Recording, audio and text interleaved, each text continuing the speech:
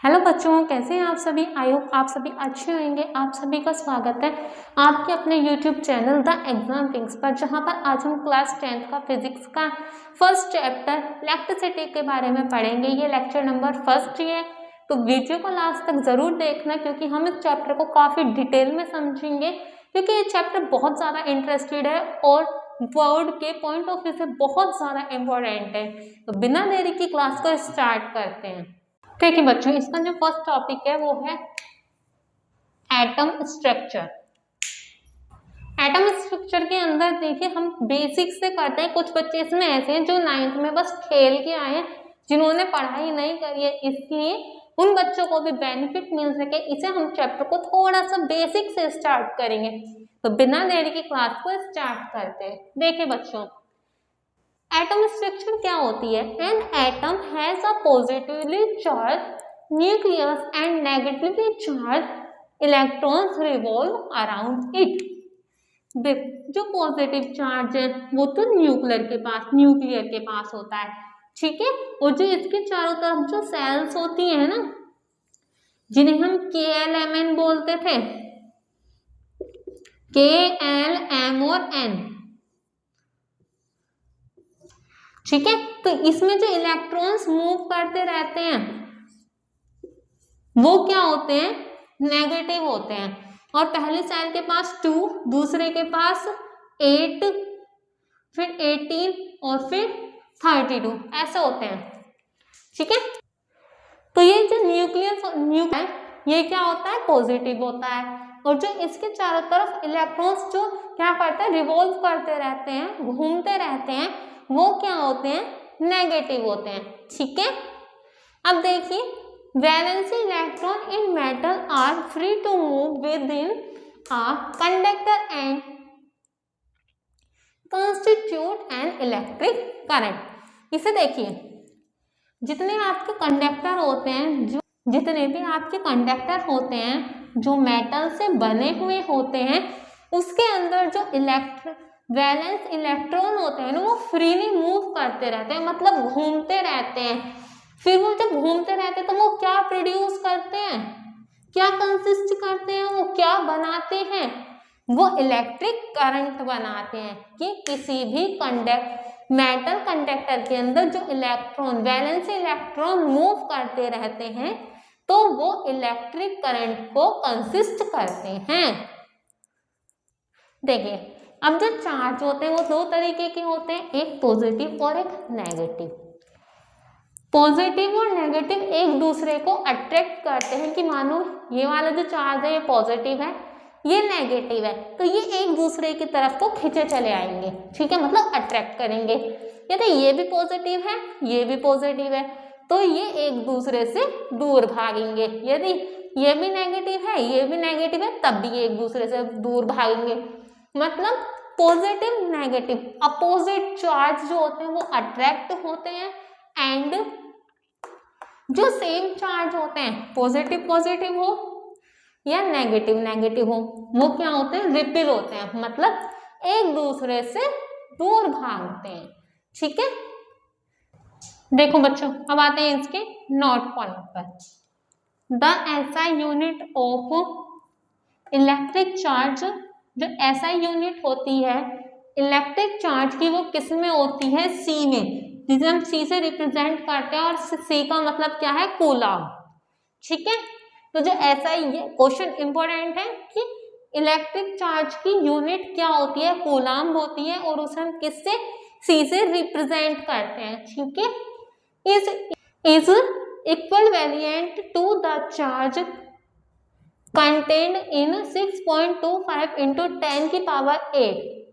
देखो, जो एक कूलम होता है ना, उसके पास 6.25 into 10 की पावर 18 इलेक्ट्रॉन्स होते हैं। मतलब ये क्वेश्चन ये भी आ जाता है कि एक कूलम कितने इलेक्ट्रॉन्स के बराबर होता है, तो क्या लिखोगे, एक कूलम 6.25 into 10 की पावर 18 इलेक्ट्रॉन्स की बराबर होता है। ये भी काफी इंपॉर्टेंट है, ठीक है।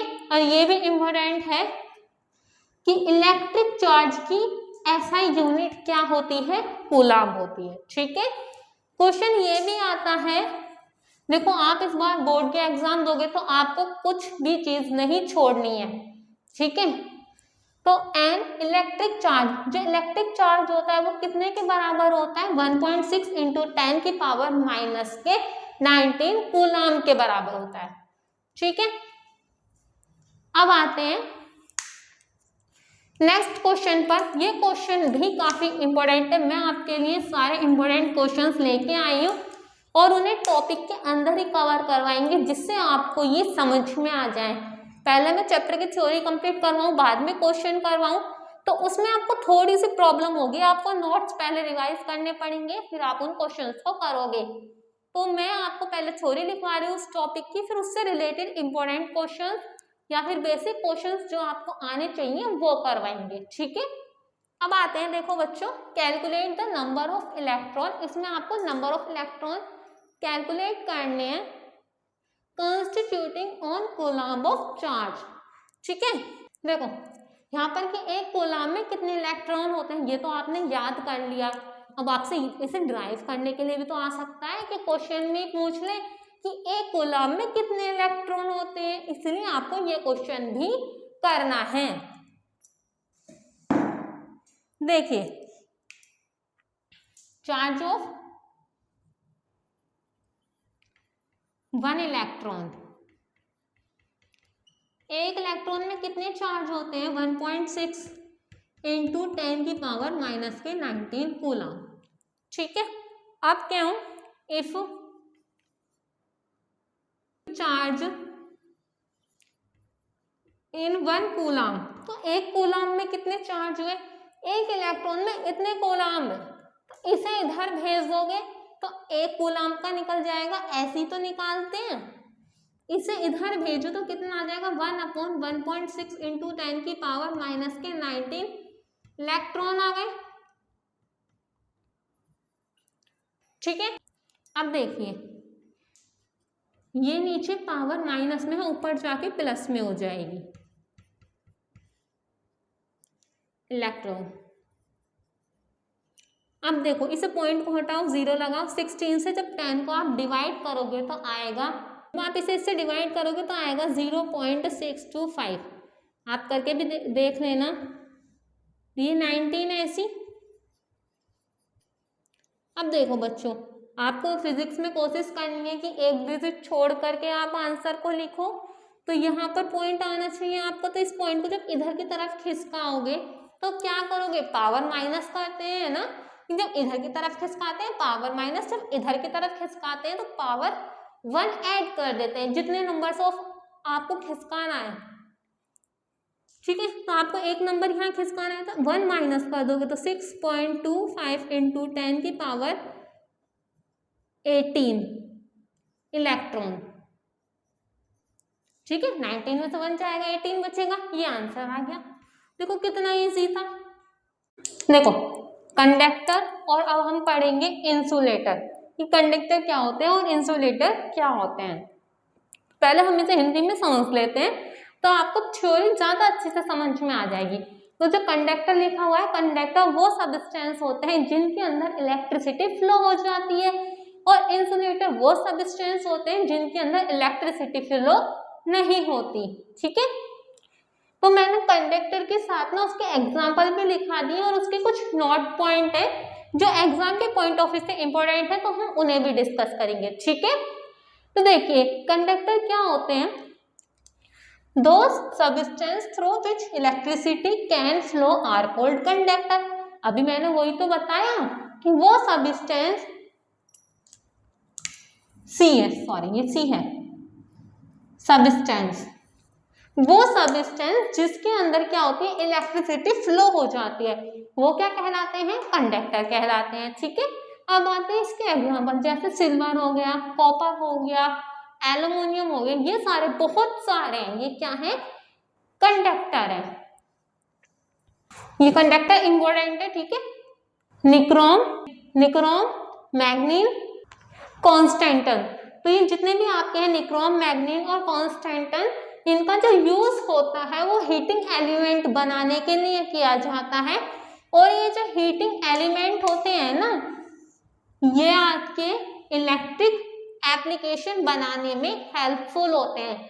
ठीक है, जैसे प्रेस हो गई, हीटर हो गए, जितने भी आपके इलेक्ट्रिक एप्लीकेशन है जिसके अंदर आपका हीटिंग एलिमेंट यूज होता है, वो जो भी हीटिंग एलिमेंट है वो आपके निक्रोम, मैग्नीन और कॉन्स्टेंटन के द्वारा बनाए जाते हैं। क्वेश्चन आ सकता है कि आपको हीटिंग एलिमेंट बताने हैं, आपसे एमसीक्यूज में पूछ लेगा, तो आपको या तो इसमें निक्रोम होगा, मैग्नीन होगा और कॉन्स्टेंटन होगा। तो ये तीनों क्या है? हीटिंग एलिमेंट है। Carbon in the form of graphite is also called a conductor. कि जो कार्बन होते हैं ना वो बैड कंडक्टर होते हैं इलेक्ट्रिसिटी के, मतलब कार्बन के अंदर इलेक्ट्रिसिटी फ्लो ही नहीं होती। तो अब इसमें देखो ग्रेफाइट है, ग्रेफाइट भी तो एक कार्बन है ना, कार्बन से मिलकर बना हुआ होता है, लेकिन ग्रेफाइट के अंदर इलेक्ट्रिसिटी फ्लो होती है। ध्यान रखोगे, कार्बन के अंदर इलेक्ट्रिसिटी फ्लो नहीं होती, बट ग्रेफाइट के अंदर इलेक्ट्रिसिटी फ्लो होती है। पूछ लेगा इसे। और ग्रेफाइट कहाँ होता है? जैसे पेंसिल होती है ना, चलो आज तो पेंसिल भी मिल गई। देखो ये पेंसिल के ऊपर जो है ब्लैक एंड निप है जिसकी, ये ग्रेफाइट की बनी हुई होती है। ठीक है, अब आते हैं इसके थर्ड पॉइंट पर कि human body is a good conductor of electricity. जो ह्यूमन बॉडी होती है वो क्या है? गुड कंडक्टर है इलेक्ट्रिसिटी का। आपने देखा होगा जो ह्यूमन होते हैं वो काम करते हैं, यदि वहां पर उन्हें अर्थ से क्या मिले, टच मिल जाए, तो उन्हें करंट लग जाता है। तो इसका मतलब करंट तभी तो लगेगा जब वो गुड कंडक्टर होंगे। तो जो ह्यूमन बॉडी है वो क्या है? गुड कंडक्टर है इलेक्ट्रिसिटी का।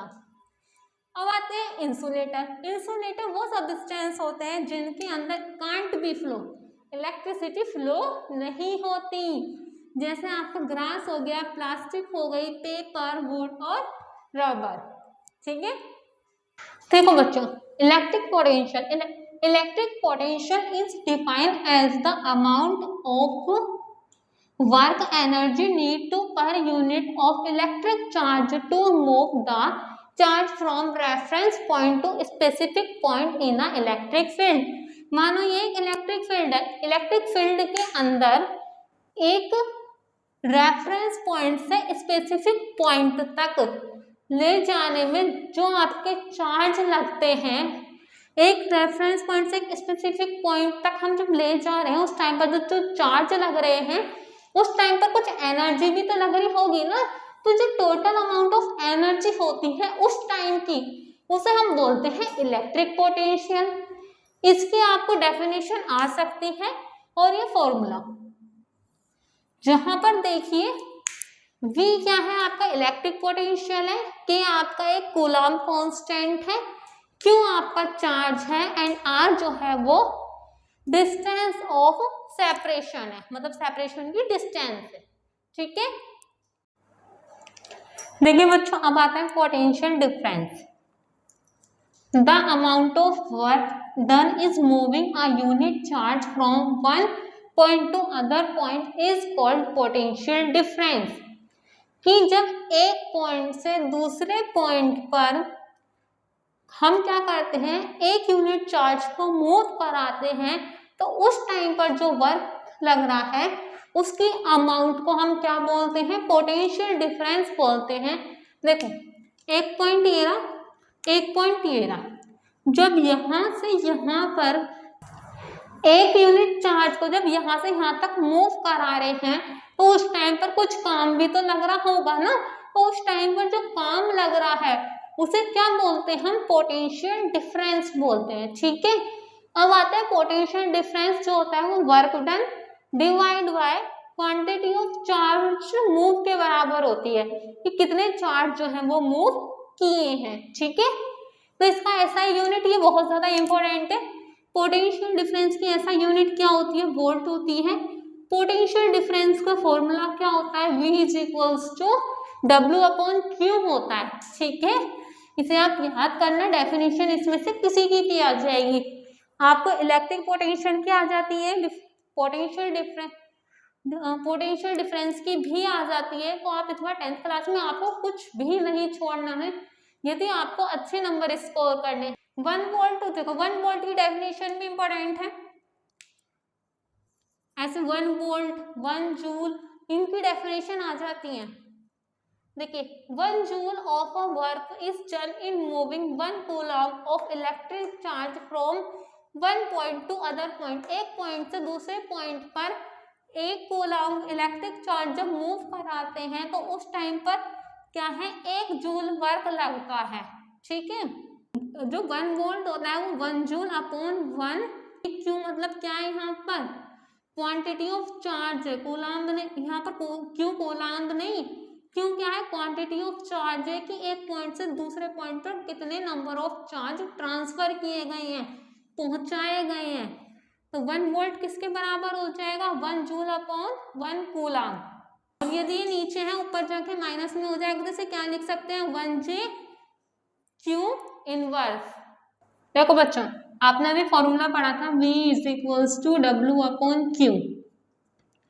V वोल्ट, W क्या थी आपका वर्क डन था या एनर्जी थी, Q क्या था इलेक्ट्रिक चार्ज थे, क्वांटिटी ऑफ इलेक्ट्रिक चार्ज। ठीक है, इस वाले न्यूमेरिकल्स में इस फॉर्मूला को अप्लाई करेंगे।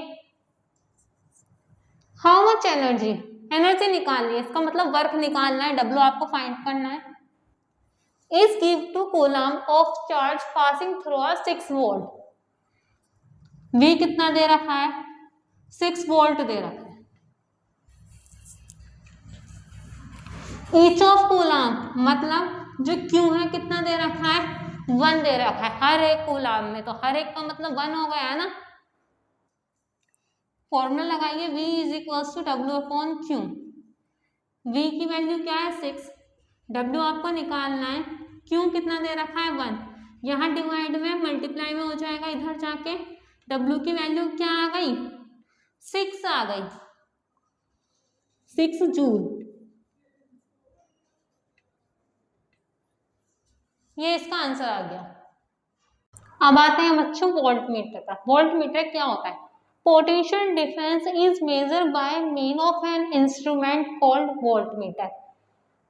पोटेंशियल डिफरेंस को मेजर करने वाले इंस्ट्रूमेंट को हम वोल्ट मीटर बोलते हैं। ठीक है, वोल्ट मीटर क्या होता है, एक हाई रेसिस्टेंस होता है, इंपॉर्टेंट है कि वोल्ट मीटर क्या होता है, एक हाई रेसिस्टेंस होता है। Volt meter is another name of potential difference, other name of potential difference. ठीक है, इसका दूसरा नाम क्या है, पोटेंशियल डिफरेंस है। अब आते हैं electric current. The magnitude of electric current in a conductor is the amount of electric charge passing through a given point two the conductor in 1 second. एक कंडक्टर के अंदर, कंडक्टर मान लो कोई भी मेटल का हो सकता है, ये मेटल का बना हुआ है कंडक्टर है, एक सेकंड के अंदर इसमें जितने इलेक्ट्रिक चार्ज तुम भेज सकते हो उसे, उसके अमाउंट को हम क्या बोलते हैं, इलेक्ट्रिक करंट बोलते हैं। कि इसमें मान लो 1 सेकंड में तुमने इतने सारे चार्ज भेज दिए, ठीक है, इतने सारे चार्ज तुमने इसमें भेज दिए कंडक्टर के अंदर, तो इनकी जो टोटल अमाउंट हुई ना, इनकी टोटल अमाउंट, इन सबकी total amount, in total amount को हम क्या बोलते हैं, इलेक्ट्रिक करंट बोलते हैं। ठीक है, अब देखो इलेक्ट्रिक करंट का फॉर्मूला भी अच्छा है, इंपॉर्टेंट है, I is equals to Q upon T। आपको कोशिश करनी है क्वेश्चन में यदि पूछता है इलेक्ट्रिक करंट क्या होता है, तो आप क्या करोगे, सबसे पहले डेफिनेशन लिख दोगे। डेफिनेशन लिखने के बाद आपको क्या करना है, इसमें फॉर्मूला भी लिखना है। फॉर्मूला लिखने के बाद जरूरत नहीं होती इन चीजों को लिखने की, बट एग्जामिनर जब आपकी कॉपी चेक करेगा तो आपकी कॉपी में अच्छा इंप्रेशन पड़ेगा। इसलिए आपको लिखना है कि वेयर, इसका नाम ये है, इसका नाम ये है, इसका नाम ये है, और फिर नीचे लिखोगे कि इसकी SI यूनिट ये है, इसकी SI यूनिट को हम इस चीज से डिनोट करते हैं। ठीक है, देखिए formula Q upon T, Q क्या हो गया, चार्ज हो गया, आई टाइम हो गया, इसकी एसआई यूनिट क्या है, एम्पियर। करंट को हम एम्पियर में तो मेजर करते हैं ना, और एम्पियर का डिनोटेड सिंबल क्या होता है, ए होता है। ये फॉर्मूला काफी ज्यादा इंपॉर्टेंट है, क्वेश्चंस में अप्लाई करने के लिए 100% आएगा। अब जो मैं क्वेश्चंस करवाऊंगी उनमें पेपर का एग्जामिनर के मूड पर डिपेंड करता है कि वो ऐसा क्वेश्चन दे रहा है या नहीं दे रहा है। देखिए नोट पॉइंट है, पहले हम इलेक्ट्रिक करंट पढ़ा था, उसका नोट पॉइंट समझ लेते हैं। Conventional direction of electric current is from positive terminal to a cell to negative terminal. देखो जैसे सेल है, यहाँ पे पॉजिटिव है, यहाँ पे नेगेटिव चार्ज, ऐसी तो होते हैं सेल के अंदर, है नी, कि एक तरफ पॉजिटिव होता है एक तरफ नेगेटिव होता है। तो क्या करना है कि जो जैसे पॉजिटिव टर्मिनल है, positive terminal of a cell to the negative terminal, कि पॉजिटिव टर्मिनल से नेगेटिव टर्मिनल की तरफ करंट फ्लो होता है, इधर की तरफ से इधर की तरफ, पॉजिटिव से नेगेटिव की तरफ। ठीक है, अब आते हैं एम्पियर पर। 1 एम्पियर की डेफिनेशन भी काफी ज्यादा इंपॉर्टेंट है। आइए, 1 coulomb of charge flow through any cross sections of a conductor in 1 second, the electric current flowing through it is said to be 1 ampere. 1 second के अंदर क्रॉस सेक्शन में 1 coulomb of charge flow होते हैं, तो उसे हम 1 ampere के बराबर मानते हैं, या 1 एम्पियर के बराबर होता है। ठीक है, जो स्मॉलेस्ट यूनिट है करंट की वो क्या होती है, मिली एम्पियर होती है, जिसे हम एम में से रिप्रेजेंट करते हैं। एंड 1 एम में जो होता है वो 10 की पावर -3 एम्पियर के बराबर होता है। और ये तो होंगे स्मॉलेस्ट यूनिट, और इससे भी छोटी जो वेरी स्मॉलेस्ट से छोटी और ऐसा यूनिट नहीं है करंट, उसकी करंट की इंपॉर्टेंट है माइक्रो एम्पियर, और जो एक म्यू ए होता है वो 10 की पावर -6 एम्पियर के बराबर होता है। अब आते हैं एमीटर।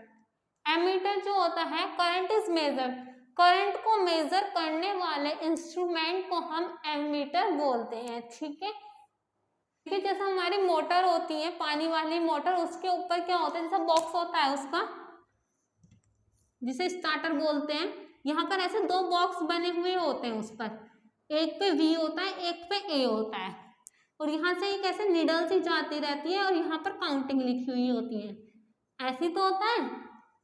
तो जो ये V वाला होता है ये तो नापता है, ये होता है वोल्ट मीटर, मेजर करता है वोल्ट को, कि कितने वोल्ट से जो इलेक्ट्रिसिटी है वो फ्लो हो रही है। ए जो होता है वो एमीटर होता है, वो क्या नापता है, करंट को मेजर करता है। ठीक है, अब पता लग गया ना, ये जो बॉक्स बने हुए होते हैं ये क्या होते हैं, एक वोल्ट मीटर होता है और एक एमीटर होता है। क्वेश्चन आ सकता है वोल्ट मीटर का क्या काम होता है, वोल्टेज को नापना, एमीटर का क्या काम होता है, करंट को मेजर करना। ठीक है,